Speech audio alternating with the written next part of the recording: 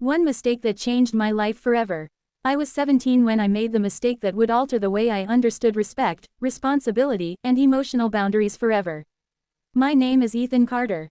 I lived in a quiet suburb of Ohio where nothing dramatic ever seemed to happen.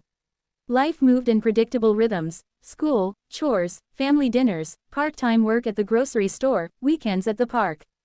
Everything felt steady, too steady sometimes. Back then, emotional maturity wasn't something I knew much about. I often mistook confusion for confidence and emotion for impulse.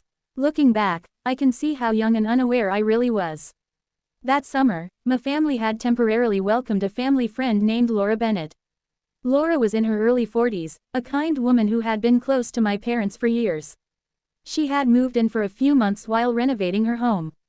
She brought calm into the house, always organizing the kitchen, playing soft music, offering to proofread my school essays. She treated me kindly, with patience and encouragement. But I misunderstood kindness. Adolescence had flooded my mind with emotions I didn't yet know how to manage. I became awkwardly hyper-aware around Laura, not because she had done anything wrong, but because I lacked the tools to process admiration respectfully. Instead of understanding boundaries, I became confused. One evening while helping carry boxes to the garage, I let nervous energy guide me instead of reason. When Laura reached to take a box from my hands, our proximity startled me, and I reacted without thinking.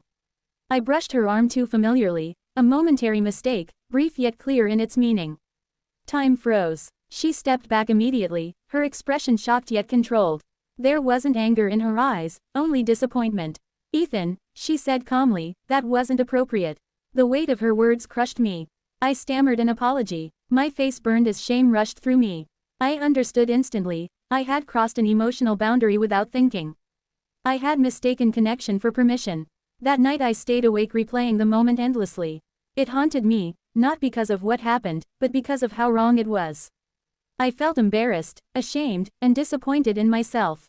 The next morning I wrote an apology letter, not as an excuse but an acknowledgement of fault. I explained my immaturity, my confusion, and most importantly, responsibility for my action. I handed it to Laura with trembling hands. She read silently. Then she looked up with compassion. "Ethan," she said softly, "we all make mistakes. What defines you is what you learn afterward." She and my parents later spoke with me gently but firmly about respect, personal space, emotional responsibility, and maturity. They explained how navigating growth meant learning not just about feelings, but about boundaries. Those conversations reshaped me. I began volunteering at a local shelter, channeling restless energy into meaningful work. Slowly, I grew more grounded, more self-aware. I learned to pause before acting. I learned that respect isn't instinct, it's a skill forged through mindfulness. Laura moved out once her renovation was complete. We parted cordially, with restored mutual respect. The embarrassment faded but the lesson never left me. Years later, now an adult, I still replay that memory, not with shame, but with gratitude.